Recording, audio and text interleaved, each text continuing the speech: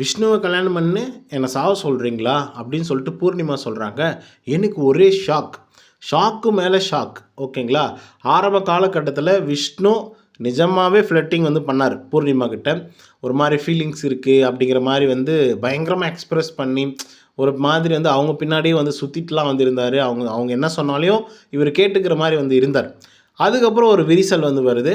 அதுக்கப்புறம் 2 பேரும் கொஞ்சம் அதிகமாக பேசாமல் இருக்காங்க. அதுக்கப்புறம் பூர்ணிமா வந்து பார்த்திங்க அப்படின்னா விஷ்ணு மேலே ஒரு மாதிரி மயங்க ஆரம்பிக்கிறாங்க. அதுக்கப்புறம் ஒரு லிமிட்டில் நைட்டு ஒரு 11 மணி 12 மணி வந்து பார்த்திங்கன்னா உட்காந்து பேசிகிட்டு இருக்காங்க. அந்த நேரத்தில் பூர்ணிமா வந்து விஷ்ணு கிட்ட ப்ரொப்போஸ் பண்ணுற மாதிரி, இப்போ நீங்கள் ஒன்று பண்ணுறீங்களே, அது பார்க்க அவ்வளோ சூப்பராக இருக்குங்க. குழந்த மாதிரி ஒரு ரியாக்ஷன், ஜாலியாக பேசுகிறீங்க, அது நல்லா இருக்குங்க அப்படின்னு சொல்லிட்டு பூர்ணிமா சொல்கிறாங்க.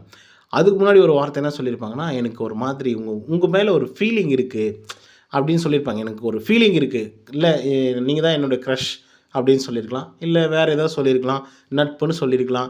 இப்போ தான் 1008 வார்த்தைகள் இருக்குது, 1008 பேர்கள் இருக்குல்ல, எனக்கு ஒரு ஃபீலிங் இருக்குங்க உங்கள் மேலே அப்படின்னு வந்து சொல்லியிருந்தாங்க. அது லவ் ஃபீலிங் தான். ஏன்னா மாயாவெல்லாம் போட்டு கலாய்ன்னு கலாய்ப்பாங்க பூர்ணிமாவை அப்பப்போ. இன்றைக்கும் அதே மாதிரி தான் கலாய்ச்சாங்க. என்னென்னா இந்த அர்ச்சனாவை பற்றி பயங்கரமாக கழுவி ஊற்றிட்டு இருந்தாங்க மாயா. அர்ச்சனா ஒரு வேலையும் செய்கிறதில்ல.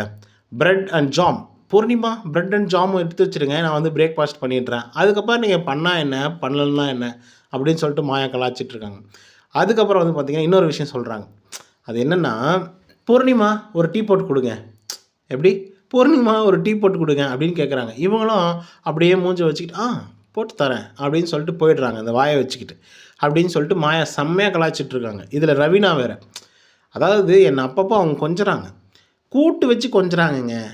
ரவீனா இங்கே வாயேன் அப்படின்னு சொல்லி கூப்பிட்டு கொஞ்சறாங்க. அவங்களாம் வந்து கொஞ்சணும்ல அப்படின்னு சொல்லிட்டு இவங்க ஒரு பக்கம் வந்து கம்ப்ளைண்ட் ரைஸ் பண்ணுறாங்க.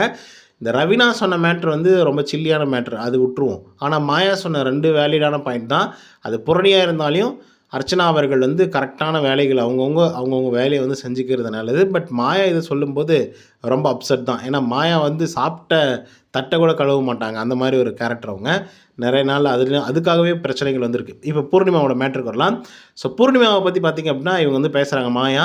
குறிப்பாக வந்து பார்த்திங்கன்னா விஷ்ணுவை எனக்கு சுத்தமாக பிடிக்கலிங்க, அவனை நீங்கள் வெளியே போய் கல்யாணம் பண்ணிக்கோங்க, தயவுசெய்து இங்கே பேசாதீங்க அப்படிங்கிற மாதிரி வந்து சொல்கிறாங்க. திஸ் இஸ் கால்ட் மேனிப்புலேஷன், அவங்ககிட்ட பேசாதீங்க அப்படின்னு சொல்கிறது. ஸோ இதுக்கு பூர்ணிமா வந்து என்ன சொல்கிறாங்க, என்னங்க கல்யாணம்லாம் பேசுகிறீங்க, நான் சொன்னேன்னா அப்படின்னு சொன்னோன்னே, இல்லைங்க நீங்கள் போய் வெளியே போய் கல்யாணம் பண்ணிக்கோங்க அப்படின்னு சொன்னோடனே, ஏங்க எனக்கும் அவருக்கும் ஏஜ் டிஃப்ரென்ஸ் இருந்தால் கூட பரவாயில்லைங்க, மெச்சூரிட்டியே டிஃப்ரென்ஸாக இருக்குது. ஸோ அதனால் வந்து பார்த்திங்க அப்படின்னா என்னால் கல்யாணம் பண்ணிக்க முடியாது, ஒருவேளை கல்யாணம் பண்ணிக்கணும்னா என்னென்ன சாவ சொல்கிறீங்களா அப்படின்னு சொல்லிட்டு ஒரு வார்த்தை சொல்கிறாங்க. ஸோ யார் வந்து விஷ்ணு மேலே ஃப்ளட்டிங் வந்து பண்ணிகிட்டு இருந்தாங்க அப்படிங்கிறது உங்களுக்கு நல்லா தெரியும்.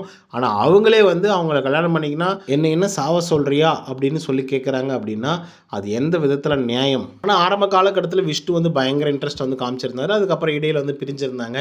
அதுக்கப்புறம் திரும்பியும் வந்து நம்மளோட பூர்ணிமா அவர்கள் வந்து ஸ்டெப் அப் பண்ணாங்க. அதுக்கப்புறம் என்னென்ன நடந்துச்சு அப்படிங்கிறதெல்லாம் உங்களுக்கு நல்லா தெரியும். ஸோ இப்போ வரைக்குமே அது ஒரு விஷயம் வந்து இருக்குது, அழகிய மூமெண்ட் மாதிரி வந்து இருக்குது. பட் அது வந்து இப்படி கன்வே பண்ணுறாங்க பூர்ணிமா. இது எந்த இடத்துல போய் முடியும் அப்படின்னு நமக்கு வந்து தெரியல. இதை பற்றின உங்களோட கருத்துக்கள் என்ன அப்படிங்கிறத கமெண்ட்டில் பதிவு பண்ணுவோம். இந்த வீடியோக்கள் வந்து பிடிச்சிருந்தால் லைக் அண்ட் சப்ஸ்கிரைப் பண்ண மறந்துடாதீங்க. இன்னொரு தவணை சந்திக்கிறேன். Until then bye from Uday. நன்றி, வணக்கம்.